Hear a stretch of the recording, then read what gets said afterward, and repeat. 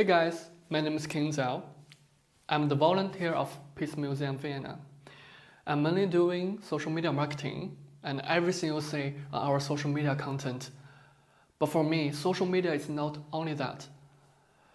In Peace Museum Vienna, we have so many peace heroes, peace history, and peace content. But how to make them more epic, how to make them having more awareness? Peace Hero Interview. This is a project that we're doing to make people realize that there are so many peace heroes from our ordinary life. You can be a peace hero too. And this room, you can see there are so many illustrations and so many profiles with different peoples. They're all peace heroes and they're all everywhere in our daily life. So for this project, we try to gather different people in a different place, but mainly in Vienna.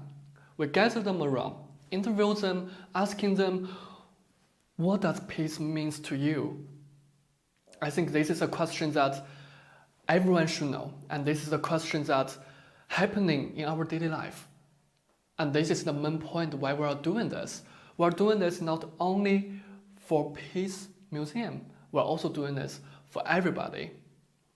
To know that peace is not only something related to war or something related to grand things, but peace could be really subliminal in our daily life, in our consciousness, in our heart. So here are the stories of peace heroes.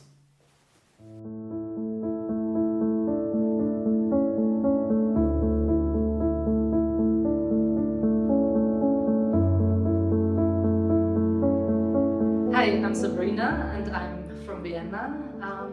I'm a legal expert and I'm working currently for the Austrian Federal Police Academy, where we are responsible for the training of police officers. We have a lot of education for human rights, for example, and also peaceful communication. My name is David Alecki and I'm a documentary filmmaker.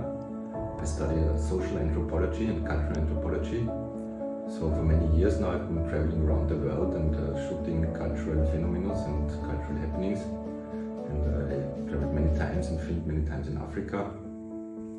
Hello, my name is Isabella Haschke. I'm living here in Vienna and I'm the founder of Hiking for Peace. I founded the group, this organization in 2021. It's a peace organization. We are organizing peace hikes and peace marches about every 2 months here in Vienna. Hi, I'm Isabella. I'm an artist, author and the founder of an organization called New Culture, and I'm from Vienna and also currently living in Vienna. My name is Christoph Band. I'm artist and I did the opening for the Peace Museum in Vienna 10 years ago. And with my art I want to show that all people are connected. My name is Fritz Vormann. I'm an original Viennese person. My name is Martin. I'm a volunteer here from Croatia, from its main city, Zagreb. I'm 24 and I'm studying sociology. I'm in my master's right now, in my final year actually. And I've been in the museum for 2 to 3 months. Hello everybody, my name is Gabriel. I am 25 years old. I've been living in Vienna for almost 3 years now. I am really a big fan of languages and cultures because I think when we learn new languages, we dive into a new world, a new way to see things. And I think we can foster much peace in understanding each other and learning from each other. My personal understanding of peace, I think that peace is a very big word and a very big concept that a lot of people have maybe maybe think it's rather abstract because it is a huge word and people think that it's something that we will never be able to achieve. But I think this is the way, it's a wrong way of thinking about peace, because I think it actually is something we can achieve in a daily life with very little steps already, and it is something that we can all, in our own capabilities and in our own knowledge, achieve in everyday basis. And even though in my first reception I think peace is a big word and it kind of makes me humble, I also think that it is something I can even achieve with what I do, with the way I connect with people or speak with people, how I try to be kind or try to listen and respect other people.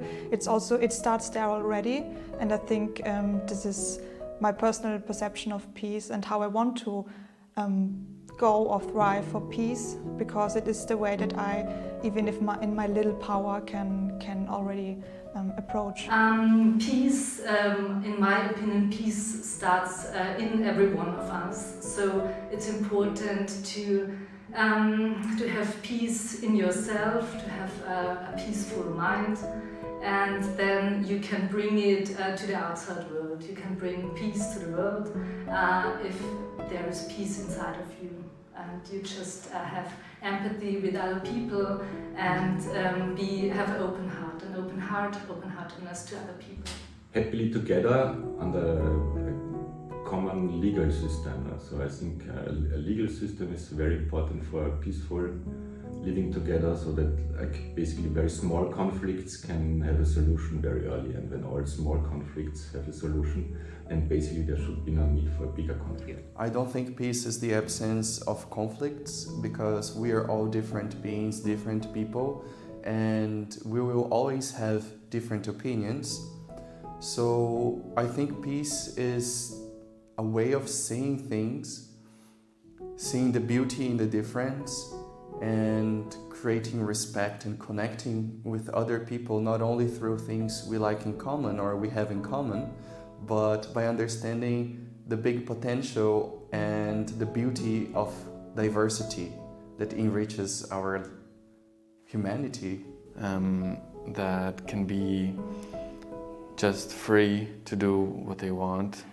I think you need peace to be creative, because if you are under some stress and something is holding you down, you can't really go on normally with all the things that you want to do. You're always, I mean, myself personally, I'm always under like some anxiety, and I can't really do a lot of, I can't do stuff. I just like shut down. So I think when someone is at peace, they can be creative and do a lot of stuff, do whatever. Historically, the peace situation in Vienna comes from the Second World War, of course, because after this Austria was declared as a neutral country, so we became the headquarters for United Nations. So this is also one political statement, that in Vienna or in Austria all nations are welcome to communicate and to create this peace, because that was the original idea of the United Nations, not to create worldwide peace. The Viennese people had to learn. Because for sure, a good fight is a good fight. But it's only a good fight if it is between persons individually, and so not the goal, not the target to have dead persons, but to have a winner and another one. And they have some differences, but I think they're all cosmopolitan people, actually, because Vienna is such a big and multicultural city that they have to have a look on the whole world, and that can only be achieved if everyone is good to each other. So I think it's a must in Vienna that you are a peaceful person, or at least contribute to peace in some way. I would say especially like listen to others. If you speak to somebody, listen to them. Preserve the planet to be peaceful. Another point, reject violence. There's many points. I think this is the most important ones.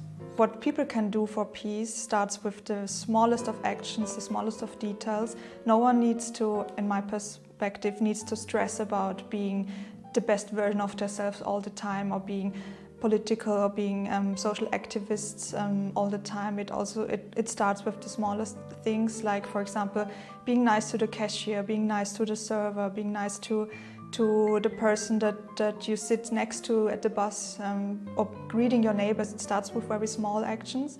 And it's also why, even though I feel humble about the word peace and about the term peacemaker, or calling what I do with New Culture peacemaking, I'm humble about that, but I do feel that even though I'm not a politician, I'm not a journalist, I am just an artist, or just an author, or just an organization founder, I can still do something and have an impact with what I do and with the knowledge I have and with the capabilities I have, if I try to put an open mind and a respectful approach within every action I do, even in my art, and the way maybe I create the stories in my books, or with the events I do, or the people I invite, or how I try to bring people together within art and culture events. So you can put peace and trying to earn peace in every aspect, in every life aspect, or every action you do.